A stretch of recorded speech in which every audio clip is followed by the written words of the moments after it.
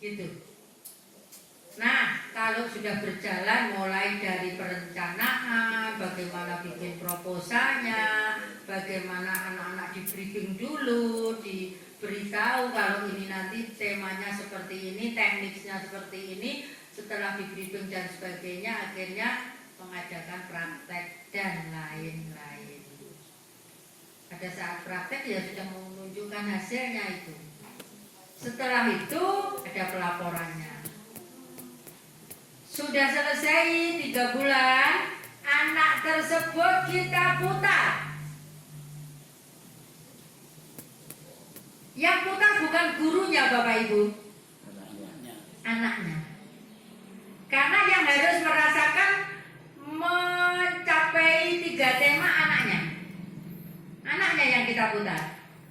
Anak di tema Bangunlah Jiwa Raga kita oper ke kearifan lokal. Kearifan lokal kita kirim ke wirausaha, wirausaha ke Bangunan Jiwa Raga. 3 bulan selanjutnya jadi 1 tahun anak sudah 3 tema dilakukan. Selesai. Tuh ceritanya seperti itu. Itu di tempat kami. Nah di sini monggo pilihan daripada cara ngeblok pembelajaran proyek silahkan. Itu sekolah di rapat dinas dirapatkan dengan seluruh guru. Keputusannya bagaimana mau pilih tiap seminggu itu ada di blok seperti itu, apa melekat di blok di akhir semester, monggo itu semua Bapak Ibu yang tahu. Tapi kalau saran saya jangan tiap hari. Kasihan. Angel natane. Terus jangan langsung dilekatkan. Terus Bapak Ibu guru jalan dewe-dewe tiap pelajaran anak proyek biyu-biyu bocah ngeluh. IPA di proyek iki, ya toh?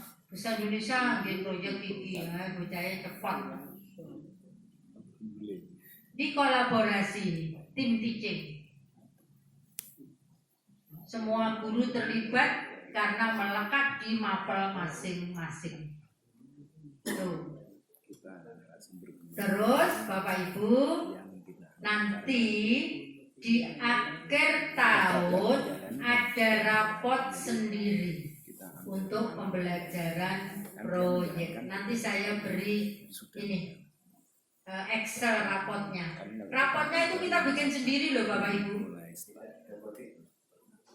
Rapot yang pembelajaran proyek kita bikin sendiri. Ya. Yang akademis intra itu ada di Udapodi. Ya. Nanti Excelnya saya beri itu dari pusat juga. Itu disarankan pakai itu. Aplikasi untuk rapotnya. Yeah. Ini seperti itu. Terus Bapak Ibu yang harus dipahami yang sewu. Berarti minggu ya. Ngantuk ya? Ngantuk?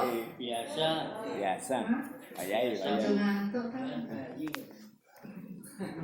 Bayi kan repot. Saya itu usia saya 56 lebih. Sama. Gila gaya nih. Tapi saya tidur itu tidak terlalu banyak karena aktivitas saya tinggi. Jadi terbiasa itu, dan itu karena terbiasa saya 6:30 sudah nyampe di sekolah. Saya datang lebih awal, pulang lebih belakang. Itu sudah biasa. Podo Pak Suroto. Saya dekat. Kalau dulu jauh, yang dulu sebelum di sekolah ini, saya juga sama. Karena jauh, saya harus berangkat 5:30, lebih awal. 25. Lebih awal. Paling-paling saya tiduran jam 4 jam. Jadi seperti itu. Jadi memang sudah terbiasa sejak dulu, sejak jadi guru. Saya 6:30 sudah berdiri di depan regol biasa. Karena wis kulino, jadi gak iso. Sampai sekarang terbawa. Jadi saya foto. Selamat pagi Bapak Ibu, semangat ya hari ini mengajar siswanya. Terus teman-teman udah tidur di kepala sekolah di sekolah mesti dan budal. Jadi seperti itu. Gini Bapak Ibu harus pahami bahwa P5 itu yang diinginkan oleh pemerintah bukan hasil kontennya, tetapi penerapan P3-nya. Paham? Contoh Bapak Ibu, gawe keripik diamati, bocah kuwi mandiri ora, bocah kuwi jujur ora, nglaporne kuwi mau gaweane dhewe apa nggone wong liya. Nah, bocah itu kerja sama ora. Sampai tak bukane iki.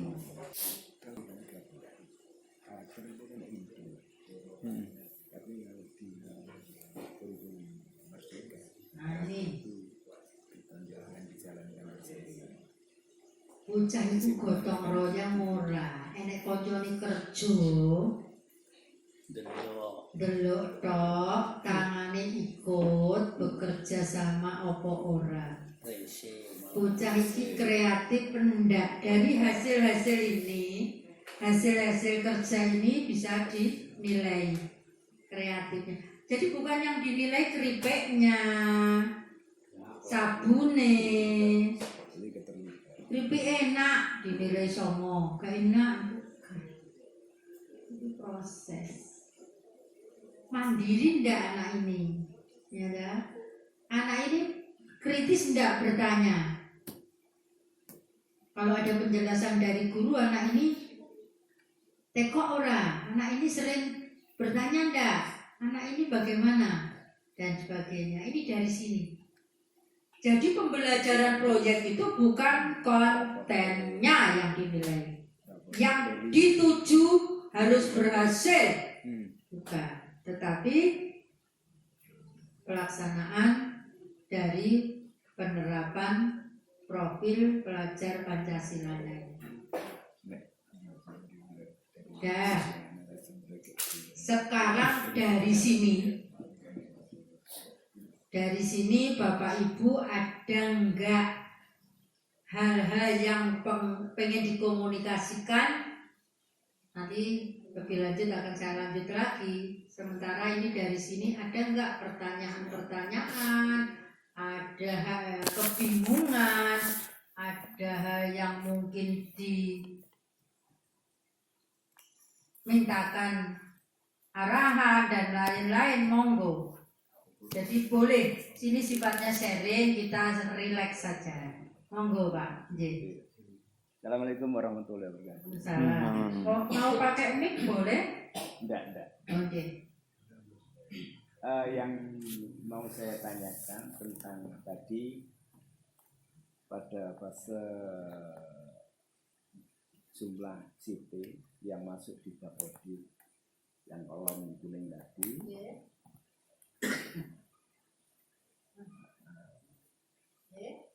Terus di sebelahnya itu ada intra, terus di sebelahnya ada project. Di sebelahnya kalau didapati insya Allah tidak ada masalah. Terus yang kami tanyakan otomatis di dalam intra itu misalkan saya mapel IPA, saya juga terlibat di kelas 7. Berarti nanti jumlah jam saya di dalam 1 minggu tadi yang saya tanyakan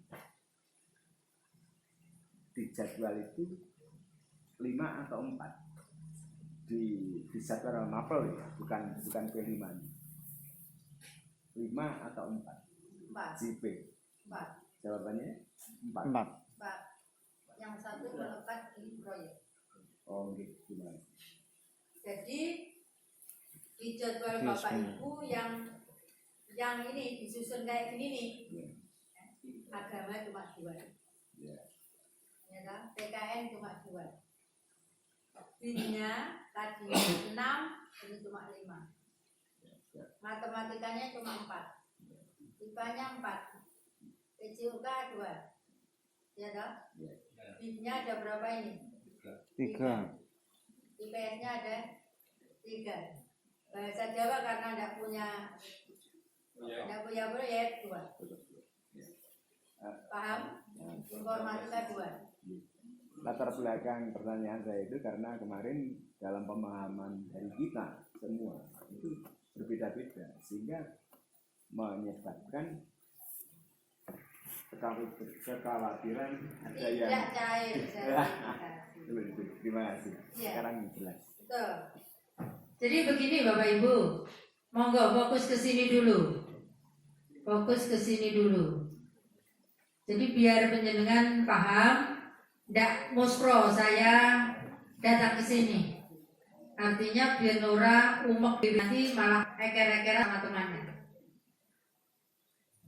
Bapak Ibu yang masuk di Dapodik ini aman, penjenengan masuk di Dapodik aman.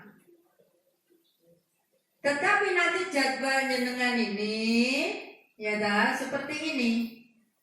Ini intra, ini proyek. Nah penjenengan ada di sini yang 1 jam ini. Kolaborasi dengan teman-temannya. Boleh dengan sistem seperti ini. Pokoknya 10.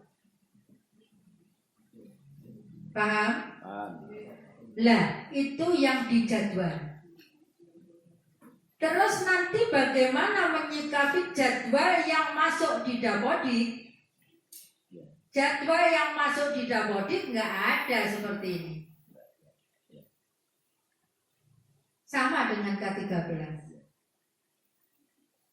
IPA-nya ada 5. IPS-nya ada 4. PKN-nya ada 3. Seperti itu. Itu karena yang diakui di sana ya itu. Nah, di Dapodik ini utuh ditambah 2 mapel pembelajaran proyek. Nanti dibuka Dapodiknya. Masih ada, monggo. Iya, monggo sini Ibu. Ibu Bapak sini, Bapak dulu ke sini Pak. Ini pakai mic ini Pak. Iya, tidak kelihatan di situ. Ini aja mic-nya, nah, monggo. Nah, Pak. Terima kasih. Pak Sinten. Nama saya Suyono. Oke. Sama PKN. Oh PKN, alhamdulillah. Ini Pak. Kode pembina pramuka. Saya Oke. juga berlatih. KPD Pak, KPN. PKN. Alhamdulillah. Sip. Waktu ketunjuk saya tidak bisa hadir kemarin. Oh gitu. Terima kasih. Langsung proyek. Untuk proyek tadi proposal, terus modul proyek. Untuk modul proyek yang saya bingungkan alhamdulillah sudah terjawab sama dengan modul ajar di pembelajaran. beda di asesmen. Jadi ada teknik mulai bagaimana perannya, awalnya perencanaannya, ada tujuannya, ada kayak gitu. Engkau terus kegiatan intinya tahapnya apa saja, proyeknya yang ingin misalnya di tahap pertama, di pertemuan pertama apa yang ingin ini, nanti di pertemuan kedua seperti itu Bapak. Ya persis seperti itu. Terus yang beda hanya asesmennya. Ya. Jadi kalau proyek ini yang ganti sekarang. sudah dijelaskan tadi, kalau asesmennya untuk yang pelajaran adalah Ya sesuai pelajaran. sudah Seperti pelajaran. biasa ada asesmen formatif, ada apa? Sumatif. Sumatif. Oke. Terus yang itu sudah clear alhamdulillah. Yang kedua, kemarin saya sempat salah berpikir dan juga dibetulkan oleh teman-teman antara formatif dan sumatif. Untuk formatif ini pikiran saya dulu masih karena belum mendapatkan penjelasan dari teman. Formatif itu setiap satu bab atau satu KD formatif, satu KD formatif terus selesai baru akhir sumatif. Ternyata dari teman-teman saya dibetulkan ini setiap selesai satu KD, setiap selesai saya mengajar terus penilaian itu adalah disebut formatif. Minggu depan lagi mengajar lagi, formatif lagi. Terus habis satu bab atau satu KD, saya bisa sumatif. Nah, ini yang dijelaskan ke saya seperti itu. Ini dari teman-teman. Nah, ini nanti mau minta kejelasan. Ini pikiran lama saya adalah formatif itu per bab terakhir baru sumatif. Tiap bab itu formatif, tapi dari teman-teman adalah sumatif itu bisa di masing-masing bab yang akhir. Itu yang pertama. Yang kedua masih proyek. Alhamdulillah ada penjelasan yang kemarin kita mau praktekkan.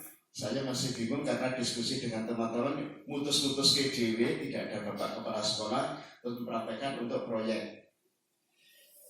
Ini tadi sudah terjawab untuk proyek siswa langsung kita bagi macamnya proyek, berarti tidak ada anak yang double proyek.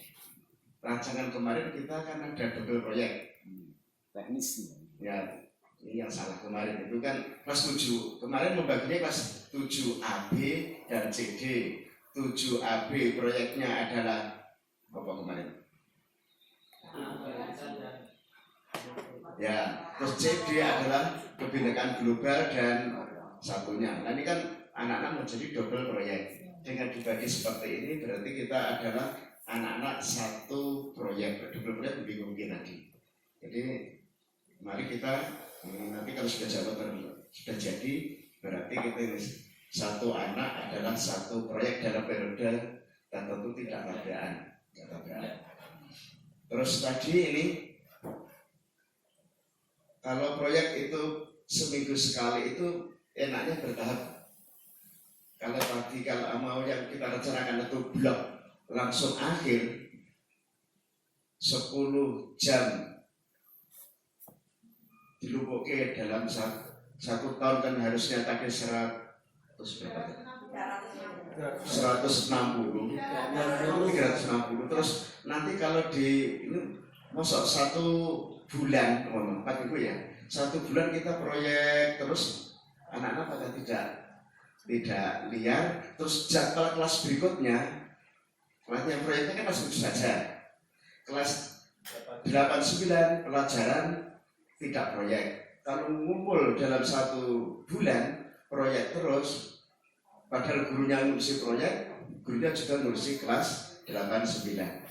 Ini yang menjadi kendala ini untuk kita semuanya. Tapi kalau per minggu bisa bertahap dan tidak nabrak kelas-kelas berikutnya. Mungkin itu ingin sudah diperbaiki. Terima kasih. Ya Pak, terima kasih. Nah kita lihat ke sini dulu Bapak. Lenggaya biar kelihatan ya Pak di situ. Ya. Ini asesmen yang ada di Kurmer, ya. Yang diagnostik itu bagaimana, yang formatif bagaimana, yang sumatif bagaimana. Yang diagnostik itu untuk mengidentifikasi kompetensi di awal tadi sudah saya jelaskan. Jadi saat durunge ngulang, cah-cah kuwi dievaluasi dulu, diberi asesmen dulu, biar kita tahu dalam merancang pembelajaran kemana arahnya. Itu diagnostik. Nah, formatif adalah penilaian yang dilakukan untuk mendapatkan informasi mengenai proses pembelajaran yang sudah dilakukan.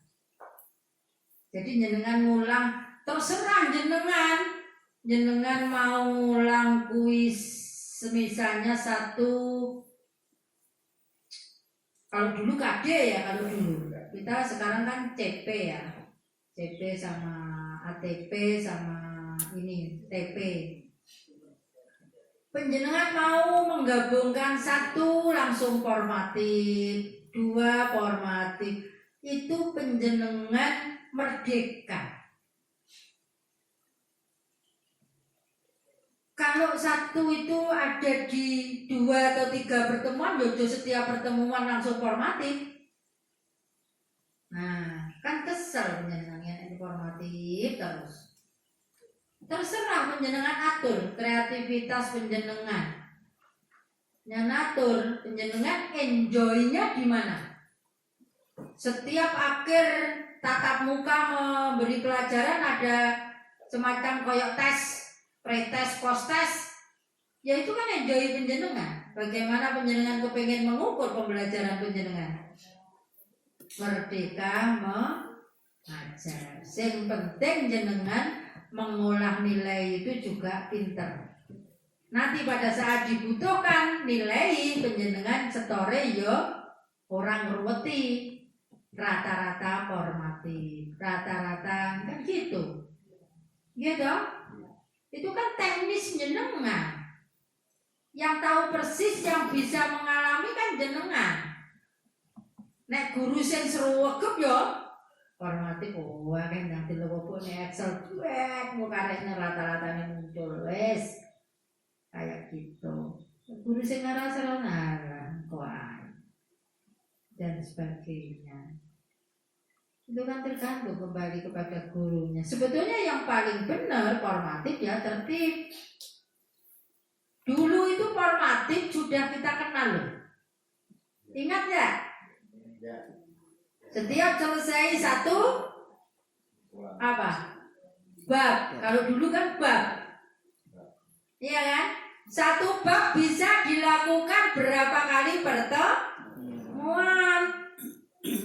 Setelah itu baru formatif.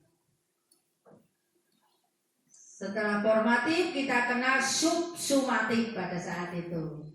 Kalau sekarang kita kenal dengan apa? Tengah semester. Itu juga masuk di formatif. Baru setelah 1 semester kita sumatif. Begitu pada satu satuan pokok pendidikan kita lakukan sumatif. Sebetulnya sama kembali kepada cuma istilah-istilahnya di gonta ganti. Kalau guru nggak cerdas, guru nggak pengen berubah, wegah apa nih? Apa? CPI apa? Taruh. Saya mau tahu padahal podo persis sama. Nah, jadi ya tentang asesmen ya Bapak, sudah paham ya Bapak Ibu? Jadi silakan. Nah sekarang kembali ke sini. Bapak Ibu jujur pada saat kita menerapkan kurikulum merdeka atau sekolah penggerak di tahap pertama nggak ada acuan apapun. Kita ngesum bla bla bla bla ngesum sak Indonesia ngeluh. Ya, siapa sing beribut itu nggak ada. Para sekolah dipaksakan untuk berpikir. Ya. Kepala sekolah dipaksakan untuk berpikir dan bisa membuat kebijakan di sekolah. Nek saya tidak repot. Saya harus dianggap salah, terserah. Saya pada saat itu langsung saya rapatkan, yuk kita tangkap apa yang disampaikan oleh pemerintah. Ini kita punya materi bla bla bla bla bla. Saya buka, saya ajak ini seperti ini di rapat guru. Kita punya 7 tema. Saya pilihin, teman-teman memilih yang mana? 3. Pilih. Saya gitu kan. Pilih ini aja Bu. Ini, saya beri gambaran dulu ya. Kalau ini bla bla bla. Kalau ini. Wes, pilih di. Pilih 3 Bu. Apa saja? Yang ini. Wes. Oke. Yang jiwa raga. Sudah saya beri gambaran. Wes, saya pilih apa? Ya nanti bikin hand sanitizer, herbal ini. Sama senam kreatif. Oke, masuk. Bikin proposal. Modul belajarnya untuk pembelajaran proyek dibikin. Yang wirausaha kita. Wes, badikmu angkatan. Badiknya diangkat. Sekarang badik diangkat. Oke, siap Bu. Yang kearifan lokal, ini kini apa? Nah, saya memang di situ ya kan baru nggak kenal. Sehingga ini produknya yang apa, yang bisa keripik Bu, ya wis keripik diangkat. Akhirnya seperti itu. Akhirnya bekerja bikin modul pembelajaran proyek. Nah, pengaturan itu memang saya yang menentukan. Sini ya, 3 tema ini boleh, merdeka mengajar kita. Boleh 1 tema dilakukan bareng duet, boleh. 3 bulan pertama semua siswa 1 tema. Semua guru menjadi pembimbing 1 tema, boleh. Terserah. Seperti saya, boleh. Saya merdeka kok. Makanya pada saat saya ada lokakarya kepala sekolah pertama, saya sudah punya pola, ini sudah jadi, modul sudah jadi, bentuk praktek sudah jadi. Teman-teman kepala sekolah yang lainnya masih. Saya disuruh sama pelatih ahli, murid, dengan praktek baik sama teman-teman. Saya tampil di depan gini, saya tampilkan. Kepala sekolah kan SMA, SD dan sebagainya. Sampai begitu saya tampil, hanya jian awak ini. Loh kok itu dia maksudnya? Kamu bingung mikir guna. Loh kok kamu sudah menentukan pola kendelman dari. Loh, langsung kayak di mana ini apa? Kita kan merdeka. Kita menentukan kapan melakukannya kalau tidak berani. Wes, copy paste. Oleh, enak teman. Nek buat adopsi boleh, nek copy paste saya tidak boleh. Yo aku tak adopsi, masa SMP podo karo SMK, SMA. Yo wis tak serah. Akhirnya saya podo minta. Iya udah saya kasihkan. Kendelman dan wis melangkah sejauh itu. Saya sudah melangkah saya. Jadi saya berpikir seperti ini Bapak Ibu. Kalau saya blokkan di belakang, ada yang ngambil di blok di belakang. Mau semesteran di blok proyek terus. Saya berpikir anak-anak mau semesteran kan belajar. Nek di blok proyek pelajarannya kan tidak ada. Gimana? Nek saya berpikirnya jauh. Nek saya loh ya. Nek saya setiap minggu saya sisih-sisihkan kan sudah berjalan. Terus pada saat saya penerimaan rapor, saya itu bisa menampilkan di depan wali murid. Sehingga saya bisa unjuk apa ini? Karya. Nah, sudah unjuk karya saya. Pada saat penerimaan rapor sudah saya bisa unjuk karya. Saya tampilkan saya ini di depan Bapak Ibu. Unjuk karya ini.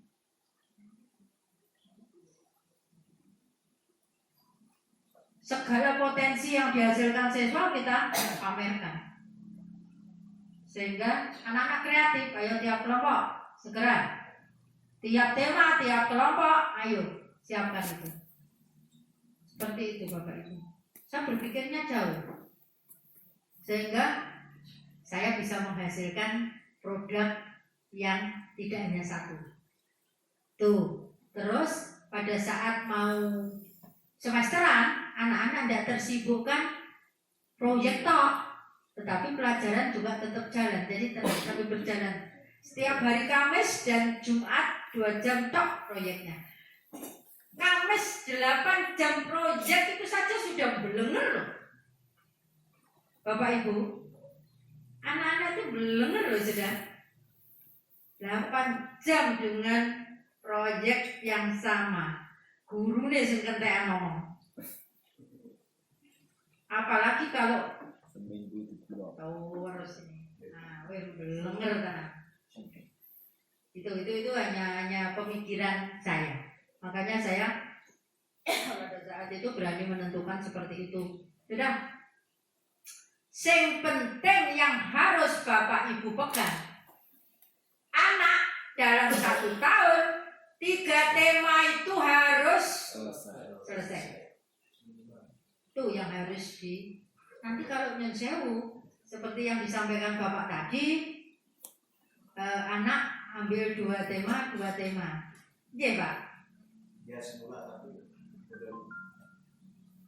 Nanti kan nggak dema jadinya. Iya. Kan kurang. Iya. Padahal 3 tahun itu 7 itu minimal tuh harus nyampe. Bahkan sekarang tidak hanya 7, tetapi 3 tahun itu lebih dari 7 karena di kelas 8 dan kelas 9 boleh mengulang 2. Berarti berapa itu? Tambah 4, 11. Tapi temanya tetap 7 loh ya. Jangan salah loh ya. 7 itu harus selesai 3 tahun. 7 itu harus selesai 3 tahun.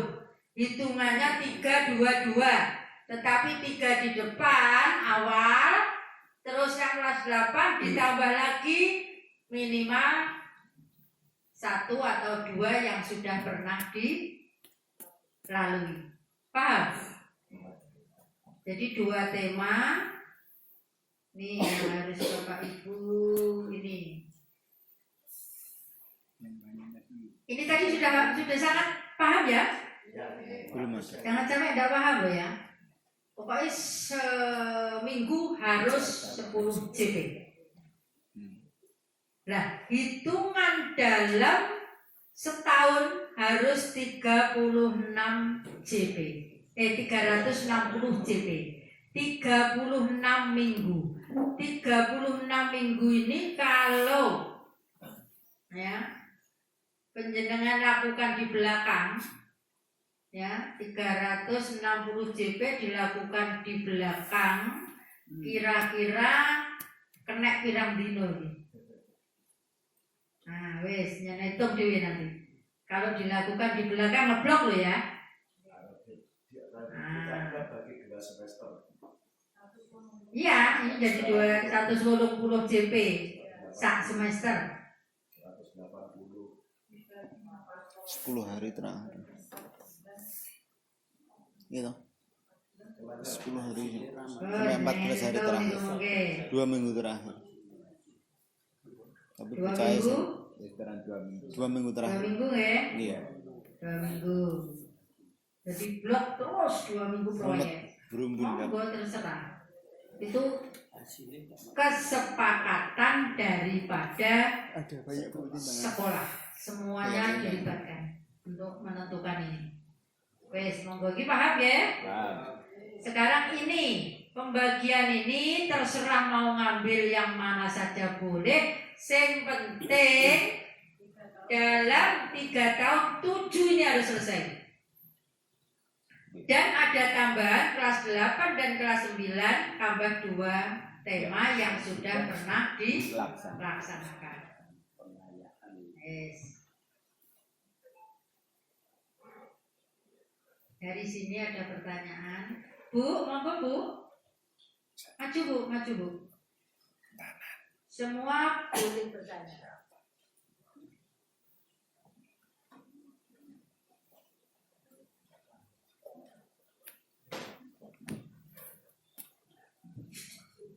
Terima kasih. Saya Bu Suyatun, guru bahasa Indonesia. Alhamdulillah kalau dulu memang suka dengan pramuka, dengan akhir-akhir ini karena ada tugas yang lain yang bisa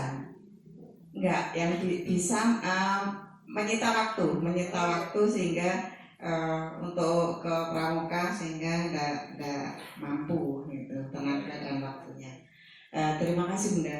Ini yang saya tanyakan itu terkait pembelajaran diferensiasi. Nah, pengalaman kami di lapangan untuk sementara ini karena kemarin itu pemahamannya Merdeka itu entah benar atau salah yang kami lakukan itu kebetulan kemarin itu belum di dalam membagi anak per kelas itu kita waktu itu tidak memakai tes diagnostik. Nah, akhirnya anak memilih. Kemudian yang terjadi di satu kelas itu dengan berbagai macam kemampuan dan karakter. Dan kebetulan di kelas saya sebagai wali kelasnya itu macam-macam anak juga. Ada yang inklusif, ada yang inklusifnya tidak hanya satu. Nah ini yang ingin saya tanyakan. Nah, di saat saya mengajar itu saya secara umum ini nanti mohon untuk diberikan istilahnya saya itu pemahaman yang lebih jelas apa yang saya lakukan ini sudah pas apa belum begitu. Saya di saat pembelajaran memang kadang-kadang di awal itu harus mengkondisikan kelas itu tidak cukup 5 menit. Beberapa menit tersita waktu untuk mengkondisikan kelas kami. Nah ini karena anaknya itu multi sekali ya. Apalagi kena dampak pandemi ini Bunda, itu luar biasa luapannya. Kemudian di saat pembelajaran sudah kami sampaikan misalkan satu materi kita sudah belajar bersama. Nah, kemudian ada beberapa anak kan saya harus menyampaikan tersendiri. Di saat teman-teman itu mengerjakan tugas, satu anak mungkin saya harus ngajari membaca dulu. Sama sekali belum hafal, belum abjad saja belum hafal. Ini ada anak semacam itu. Ini saya lakukan 5 menit atau beberapa menit lah gitu, sambil menunggu anak yang lain selesai. Kemudian saya ada waktu lagi saya pegang untuk mendampingi anak yang satu. Nah, ini kemudian yang satu ini karena termasuk kebutuhan khusus Bunda yang ABK yang Fauzan itu kan autis. Nah ini saya juga harus ngajar itu. Nah ini kemudian ada satu anak itu yang luar biasa, itu lebih cepat. Nah, lebih cepat. Sampai saat ini yang anak lebih cepat ini sudah mampu membuat vlog, ya, sudah mengumpulkan. Nah, sementara anak yang lain kan belum. Nah, ini anak yang sudah mampu mengumpulkan ke saya tugas vlog itu, saya juga berpikir ini anak ini selanjutnya saya berikan apa? Tapi kan jaraknya sangat jauh. Dengan teman yang lain jaraknya sangat jauh. Ini kadang saya kebingungan di situ. Nah, ini nanti saya mohon petunjuk arahan trik-trik yang bisa digunakan untuk di kelas yang semacam ini. Nah ini yang pertama. Kemudian yang kedua Bunda, terkait tadi proyek tadi sudah disampaikan oleh Pak Yono. Nah, ini begini. Apakah dalam satu proyek itu kebetulan saya mendapatkan proyek Bangunlah Jiwa Ragaku. Nah, ini kalau saya pahami dari awal, Bunda tadi kan harus ada hasilnya, harus ada hasil produk tertentu dari hasil proyek itu. Nah, sementara kami bertiga itu Bangunlah Jiwa Raga itu kita ampuh saat itu saya sebagai guru bahasa Indonesia, kemudian guru PKAI, kemudian yang satunya adalah guru olahraga. Lah, kalau bisa ini jadi satu, nanti kan modulnya satu ya Bunda, gitu. Satu. Kemudian yang ingin saya tanyakan, misalkan saya mengampu 2 kelas itu anggap aja 60 siswa. Itu dibagi 3, kemudian ini dibimbing guru A, guru B, guru C. Apakah semacam itu? Apakah boleh dalam 60 siswa ini 3 orang bersama-sama? Maaf, kelemahan kalau bersama-sama. Bun, jenengan baik, aku masih repot. Lah ini kelemahannya seperti itu. Lah ini mohon penjelasan Bunda nanti. Lah itu, ini kelemahannya semacam itu. Lah ini biar kita semua juga paham sepaham-pahamnya begitu. Nah ini. Lah, sementara kami karena Bangunlah Jiwa Ragaku, di saat ini kami melihat luapan anak itu sangat luar biasa Bunda. Nah ini kami mengangkat topik itu kebahagiaan diriku dari saya untuk saya. Nah pertama, saya aktivitas yang saya berikan itu ini memahamkan kebahagiaan itu apa. Nah, itu terhadap anak. Nah nanti hasil akhir kami karena sebagai guru bahasa Indonesia itu mengajak anak untuk membuat poster terkait kebahagiaan diri, terkait dengan bullying. Ya, ini angan-angan semacam itu. Nah, sementara itu dulu mudah nanti bisa disambung lagi. Mohon penjelasannya, mohon pencerahannya. Terima kasih. Assalamualaikum warahmatullahi wabarakatuh. Waalaikumsalam warahmatullahi wabarakatuh. Terima kasih Bu atas pertanyaannya luar biasa.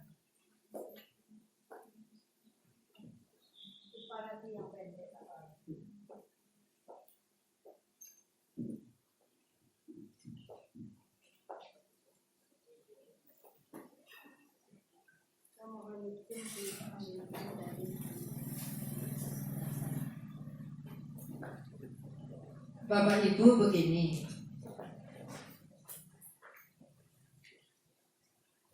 yang pertama tadi adalah tentang pembelajaran diferensiasi. Jadi tahu Bu nggih? Bapak Ibu sejak awal sudah saya beri atau saya aturi bahwa siswa kita itu berbeda. Siswa kita itu berbeda, kualitas, kompetensinya, latar belakangnya, dan pikirannya secara IQ maupun SQ-nya. Ya. Anak-anak itu tidak bisa dipaksakan untuk sama, tidak bisa. Penjenengan masih ingat Bapak Ibu saat kita dianjurkan untuk mengadakan guru sebaya, masih ingat? Tutor sebaya, tutor guru sebaya. Apa pemahaman Bapak Ibu?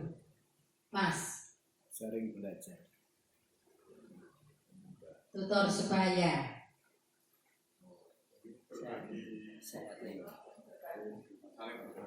Saling berbagi. Maksud saling berbagi, yang tidak bisa kan tidak mungkin berbagi. Nah, membimbing, ikut membantu, mengajari temannya yang kurang paham. Ibu tadi bercerita, Bu Sinten tadi Bu? Suyatun. Bu Suyatun, Bu Yatun. Ya, saya ingat teman saya dari Magetan itu pramuka ada kok kayaknya Pak ya. Nama Bapak yang pramuka tadi?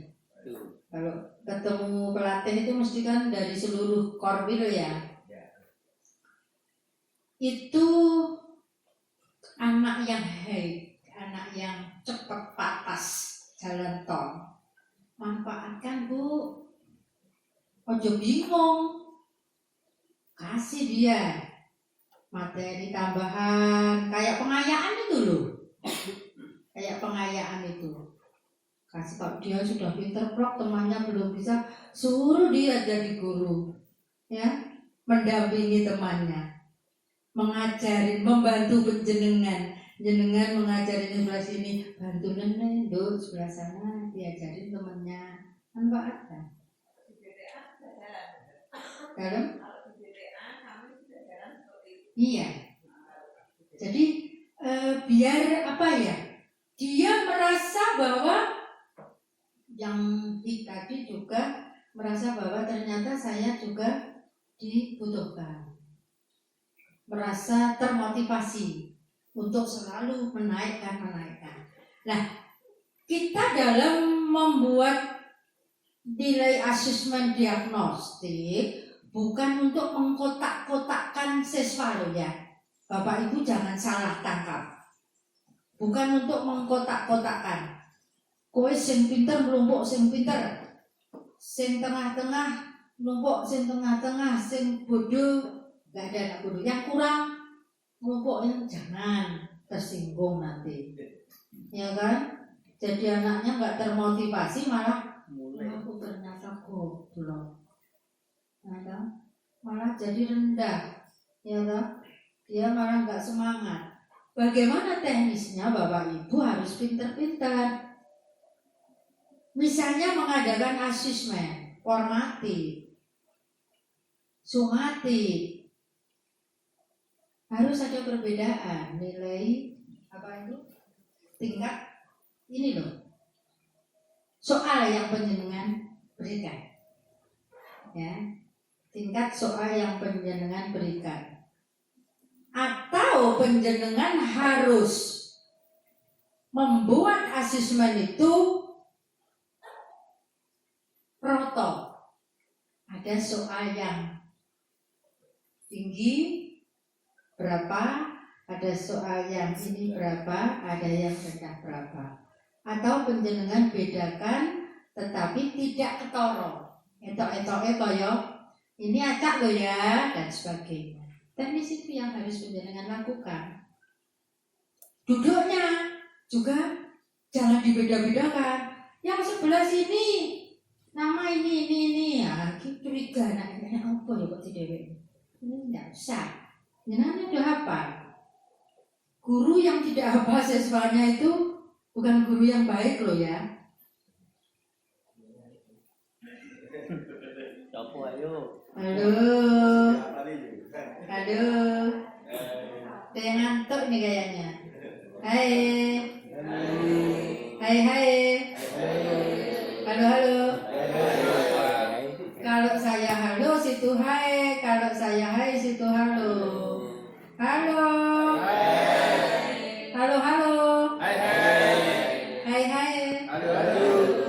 Semangat pagi.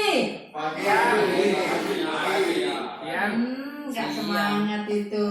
Diajarin muridnya ya. Pagi. Luar biasa. Tetap semangat. Yes. Ayo coba. Semangat pagi.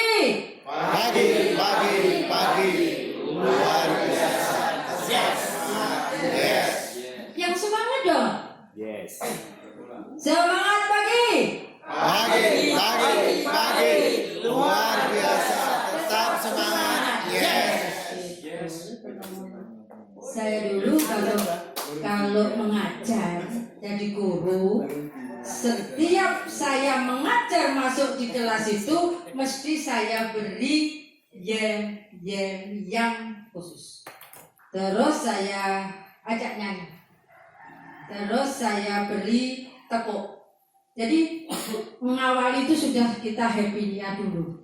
Habis gitu saya mesti gak pernah kok Bu, Pak ngajar itu nerangne nanti dromos tangannya sepidol rekapur nggak pernah saya sudah siap dengan kreativitas inovasi saya bikin soal, bikin tema-tema yang harus mereka diskusikan, mereka kolaborasi antar teman, presentasi ke depan, sosiodrama, diskusi dengan jigsaw dan lain-lain itu sudah terbiasa, itu saya polakan. Sehingga anak hafal, ora enek sing jenenge ceramah. Bagi saya wis guru ceramah sampai umur orang jangan. Jadi seperti itu Ibu, ya. Dibedakan Bapak. Jadi yang jauh kalau ada yang inklusif juga itu memang perlakuan khusus loh. Itu dari DTK kemarin saya tuh malah diminta untuk mengirim guru untuk dilatih inklusif setara 6 jam 6 JP. Di tempat saya hanya satu inklusifnya tapi fisik Bu, fisik di tempat saya, yang lain tidak ada. Satu Nodimendalik kakinya memang nggak berfungsi sehingga kemana-mana digendong. Tapi pinternya luar biasa kan. Masih adanya